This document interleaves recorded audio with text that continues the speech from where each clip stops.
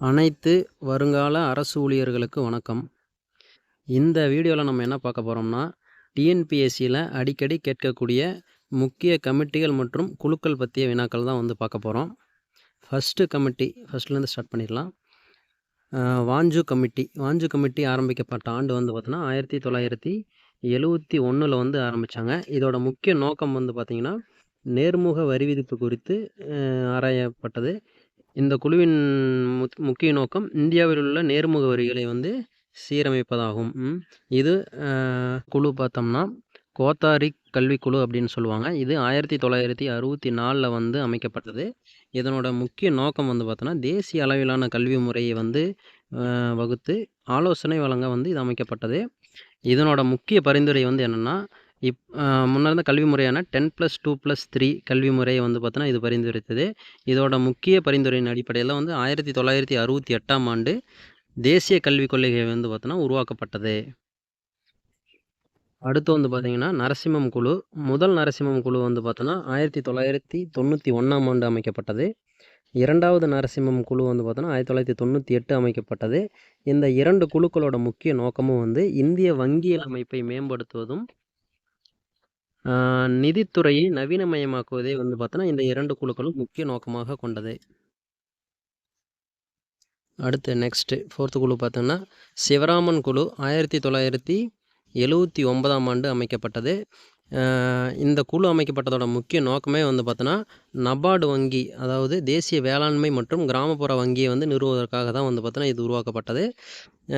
இந்த சிவராமன் குழு பரிந்துரையின் அடிப்படையில் வந்து 1982 ஜூலையில் வந்து நபார்டு வங்கி வந்து தொடங்கப்பட்டது. அடுத்து வந்து ஒரு முக்கியமான குழு என்னன்னா சந்தானம் குழு வந்து டிஎன்பிஎஸ்சியில் வந்து அடிக்கடி வந்து கேட்கக்கூடிய ஒரு குழு கொஸ்டின் தான் அது. சந்தானம் குழு அமைக்கப்பட்ட ஆண்டு வந்து பார்த்தோம்னா 1962 வந்து அமைச்சாங்க.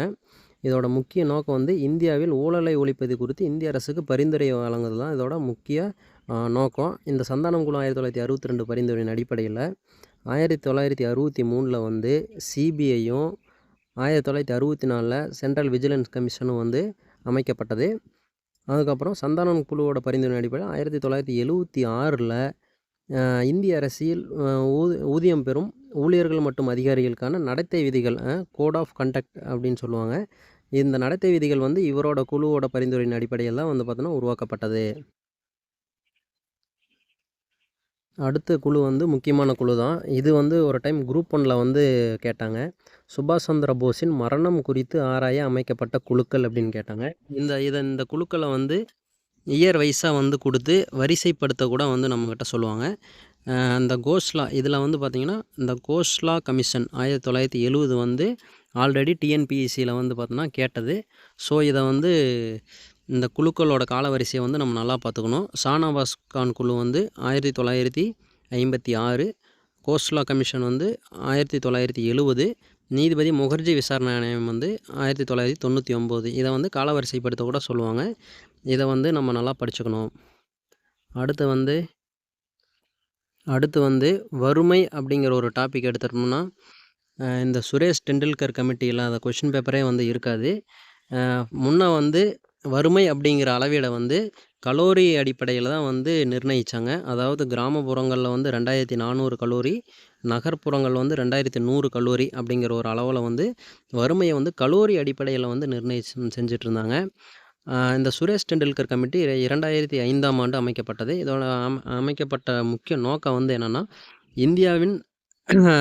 இந்தியாவில் கலோரி உட்கொள்ளலை மட்டுமே அடிப்படையாக கொண்ட வறுமை கோட்டிலிருந்து விலகி ஒரு பரந்த அணுகுமுறையை வந்து இது பரிந்துரை செய்யுது. அதாவது கலோரி இல்லாமல் சுகாதாரம் மற்றும் கல்விக்கான செலவினங்களும் வறுமை கோட்டு வரையறையில் வந்து சேர்க்கப்பட வேண்டும் அப்படின்னு வந்து பரிந்துரை செய்தது. இது ஒரு முக்கியமான கமிட்டிக்கோங்க. இதை நல்லா எக்ஸாமுக்கு வந்து பார்த்துக்கோங்க. அடுத்து வந்து மத்திய மாநில உறவுகள் குறித்து ஆராய அமைக்கப்பட்ட ஒரு கமிட்டி வந்து இந்த சர்க்காரியா கமிஷன் 1983. இதே மாதிரி வந்து தமிழ்நாட்டில் வந்து மத்திய மாநில உறவுகள் குறித்து ஆராய ஒரு குழு அமைக்கப்பட்டது. அது என்ன குழுன்னா எல்லாருக்கும் தெரியும், மேக்ஸிமம் தெரியும்னு நினைக்கிறேன். பிவி ராஜமன்னார் குழு 1969 அக்டோபர் மாதம் வந்து பார்த்தோன்னா தொடங்கினாங்க.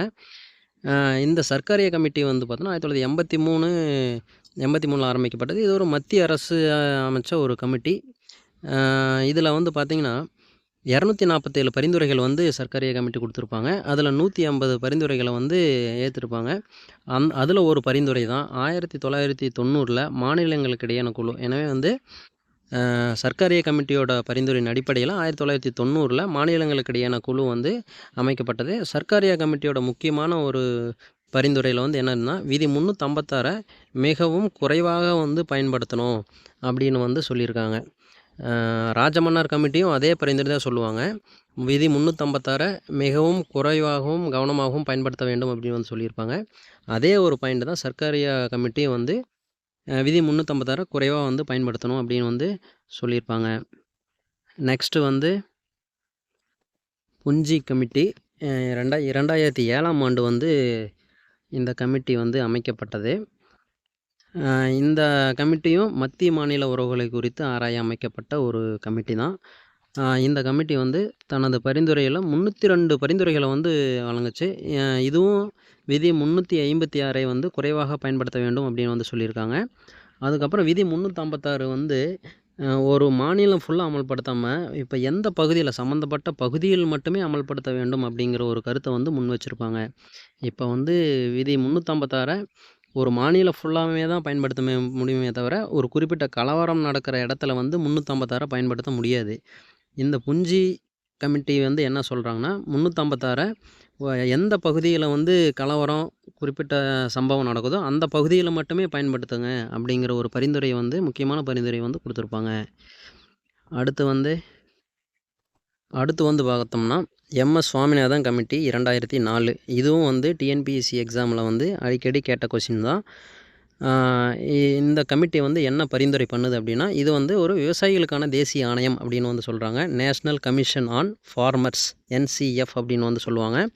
இது ஒரு விவசாயிகளுக்கான தேசிய ஆணையம் 2004ஆம் ஆண்டு வந்து தொடங்கப்பட்டது. இந்த கமிட்டி அமைச்சாங்க. இந்த கமிட்டி என்ன சொல்லுதுன்னா, விவசாய உற்பத்தி செலவை விட 50% கூடுதலாக குறைந்தபட்ச ஆதரவு விலை வழங்கப்பட வேண்டும். இப்போ எவ்வளோ உற்பத்தி செலவை விட 50% கூடுதலாக குறைந்தபட்ச ஆதரவு விலை வழங்கப்பட வேண்டும் அப்படிங்கிற ஒரு பரிந்துரை வந்து முன் வச்சாங்க. அடுத்து வந்து பார்த்திங்கன்னா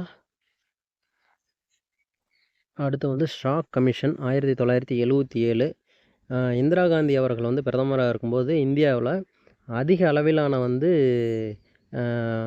அவசர நிலை வந்து போட்டிருப்பாங்க. விதி 356 வந்து அதிக முறை வந்து அவங்க வந்து பயன்படுத்தியிருப்பாங்க.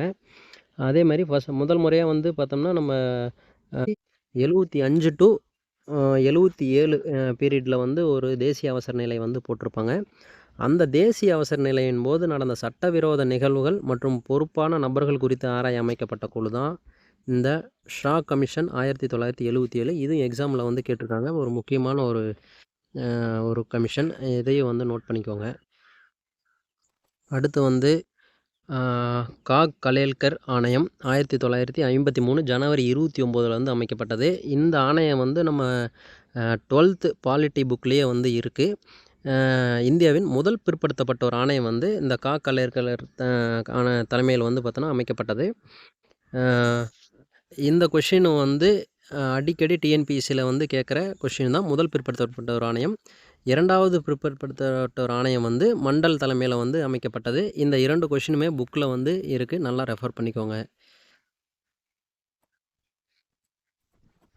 அப்புறம் பிபி மண்டல் அவரோட கமிஷன் பார்த்தோம்னா இது இரண்டாவது பிற்படுத்தப்பட்ட ஒரு ஆணையம் 1979ஆம் ஆண்டு வந்து அமைக்கப்பட்டது. இதோட முக்கிய நோக்கம் வந்து பார்த்தோன்னா ஓபிசி இதர பிற்படுத்தப்பட்ட வகுப்பினர்களுக்கு இடஒதுக்கீடை வந்து பரிந்துரை செய்வது தான் அதோட முக்கிய நோக்கமே. இந்த பிபி மண்டல் அவர்களோட வந்து இடஒதுக்கீடு பரிந்துரை வந்து 1990 ஆகஸ்ட் 13 வந்து உச்சநீதிமன்றம் வந்து ஏற்பளிச்சது. இதை எதிர்த்து இந்திரா சாவ்னி அப்படிங்கிறவங்க வந்து ஒரு உச்சநீதிமன்றத்தில் வழக்கை வந்து தொடுத்தாங்க. இந்த உச்சநீதிமன்றம் இந்த வழக்கில் என்ன சொல்லுதுன்னா, பிபி மண்டல் அவர்களின் பரிந்துரையை வந்து நடைமுறைப்படுத்த மத்திய அரசாங்கத்துக்கு உத்தரவிட்டுச்சு.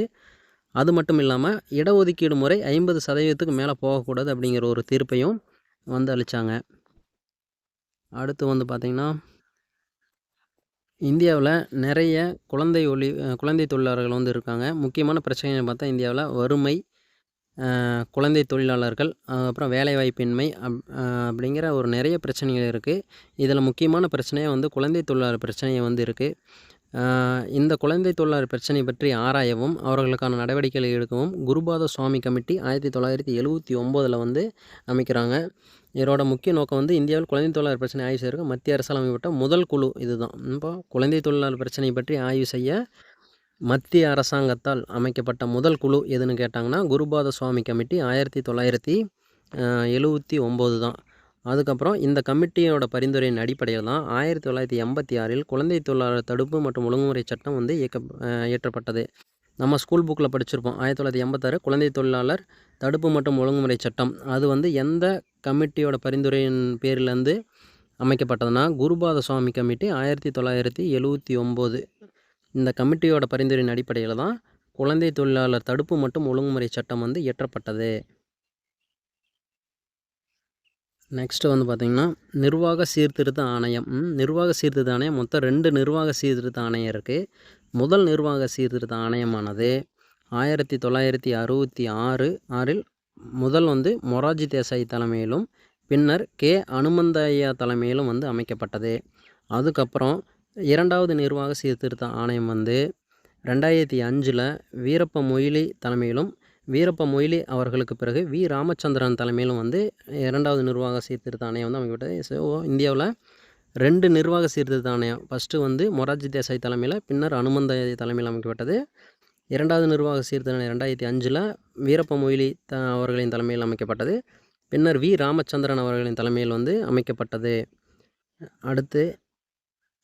அடுத்து வந்து பார்த்திங்கன்னா வர்மா கமிட்டி. வர்மா கமிட்டி வந்து பார்த்தோன்னா 2 கமிட்டி இருக்குங்க.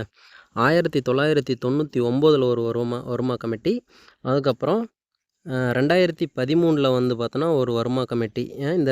இது வந்து 2013 அமைக்கப்பட்டது வந்து பார்த்தோன்னா ஜேஎஸ் வர்மா கமிட்டி அப்படின்னு சொல்லுவாங்க. ஃபஸ்ட்டு இந்த 99 ஆரம்பித்த வர்மா கமிட்டியை பற்றி பார்ப்போம். இந்த வர்மா கமிட்டி 1999 என்ன சொல்லுதுன்னா மாணவர்களிடையே அடிப்படை கடமைகள் குறித்து விழிப்புணர்வை வளர்க்க கல்வி நிறுவனங்கள் வழிமுறைகளை உருவாக்க வேண்டும். அதாவது அடிப்படை கடமைகள் குறித்த விழிப்புணர்வை வளர்க்க கல்வி நிறுவனங்கள் வந்து ஒரு வழிமுறையை வந்து உருவாக்கணும் அப்படிங்கிற ஒரு முக்கியமான ஒரு பரிந்துரையை வந்து வச்சுருக்காங்க. ஸோ அடிப்படை கடமைகளுக்கு 1999 ஆரம்பித்த வர்மா கமிட்டி அவர்கள் தான் வருவாங்க. அடுத்து வந்து பார்த்தோம்னா ஜேஎஸ் வர்மா கமிட்டி 2013. இது வந்து முக்கியமான ஒரு கமிட்டி. எதுக்காக அமைச்சாங்கன்னா 2012ஆம் ஆண்டு டெல்லி கூட்டு பாலியல் பலாத்கார வழக்கை தொடர்ந்து இந்தியாவில் பாலியல் குற்றங்களுக்கு எதிரான சட்டங்களை சீர்திருத்த பரிந்துரைக்கப்பட்ட ஒரு குழு தான். இந்த 2012 டெல்லியில் கூட்டு பாலியல் அதனோட பின்னணியில் வந்து இந்த கமிட்டி வந்து 2013 வந்து உருவாக்குறாங்க. இதோட முக்கிய பரிந்துரை வந்து என்னென்னா பாலியல் குற்றங்களுக்கு எதிரான சட்டங்களை சீர்திருத்த பரிந்துரைக்கு உருவாக்கப்பட்ட ஒரு குழு தான். அடுத்து பார்த்திங்கன்னா பாலியல் வன்முறையால் பாதிக்கப்பட்டவர்களுக்கு விரைவான நீதி, குற்றவாளிகளுக்கு மேம்பட்ட தண்டனை வழங்குதல், சட்ட சீர்திருத்தங்கள் மூலம் பெண்களின் பாதுகாப்பை உறுதி செய்தல் ஆகிய நோக்கங்களுக்காக இந்த கமிட்டி வந்து உருவாக்கப்பட்டது. மேலும் இது பல பரிந்துரைகளையும் அளிச்சிச்சு. அடுத்து வந்து பார்த்தோம்னா பஞ்சாயத்து ராஜ் குழு. பஞ்சாயத்து ராஜுக்கு நிறையா குழு வந்து ஆரம்பிச்சிருக்காங்க. இந்த கொஷின் எல்லாமே வந்து 9th புக்லேயும் இருக்குது. அப்புறம் 9th அதுக்கப்புறம் 11th புக்லேயும் 2 புக்லேயும் வந்து இருக்குது இந்த குழுக்களை பற்றி. இது நம்ம புக்லேயே பார்த்து கூட நல்லா தெரிஞ்சுக்கலாம். வெளியே அவுட் சோர்ஸ் போகணும் கூட அவசியம் இல்லை. ஃபஸ்ட்டு வந்து பார்த்தோன்னா பல்வேந்திராய் மேத்தா குழு 1957. இது வந்து 3 அடுக்கு பஞ்சாயத்து முறை வந்து பரிந்துரை செய்திருப்பாங்க. அடுத்து அசோக் மேத்தா குழு 1977 2 அடுக்கு பஞ்சாயத்து முறையை பரிந்துரை செய்திருப்பாங்க. அடுத்து ஜிவிகே ராவ் குழு 1985 கொண்டு வந்திருப்பாங்க. எல்எம் சிங்வி குழு 1986. அப்புறம் பிகோ துங்கோன் குழு 1988 கொண்டு வந்திருப்பாங்க. இந்த 4 குழுக்களுமே வந்து பல்வேந்திர மேத்தா குழு, அசோக் மேத்தா குழு, ஜிவிகே ராவ் குழு, எல்எம் சிங்வி குழு, இந்த 4 குழுக்களுமே வந்து ஸ்கூல் புக்கில் இருக்கும். பிகே துங்கோன் குழு ஸ்கூல் புக்கில் இருக்காது. இதை வந்து நீங்கள் வந்து வேணால் நோட் பண்ணி வச்சுக்கோங்க. பிகே துங்கோன் குழு 1988 காலவரிசைப்படுத்த கூட சொல்லுவாங்க இந்த கொஷின் கேட்டு. பஞ்சாயத்து ராஜ் சம்மந்தமாக வந்து இல்லாத கொஷினே இருக்காது. ஸோ இதை வந்து நல்லா வந்து நோட் பண்ணி வச்சுக்கோங்க. இந்த பிடிஎஃப்ல இருக்க அனைத்து குழுக்களுமே வந்து நான் உங்களுக்கு இந்த பிடிஎஃப் அப்படியே வந்து நான் கீழே வந்து டிஸ்கிரிப்ஷனில் வந்து அப்லோட் பண்ணுறேன். நீங்கள் கடைசி நேர எக்ஸாமுக்கு இந்த வர 22ஆம் தேதி எக்ஸாமுக்கு வந்து இதை வந்து கண்டிப்பாக யூஸ் பண்ணிங்க. ஒரு முறை வந்து பார்த்துட்டு போங்க. கண்டிப்பாக உங்களுக்கு யூஸ்ஃபுல்லாக இருக்கும். தேங்க்யூ.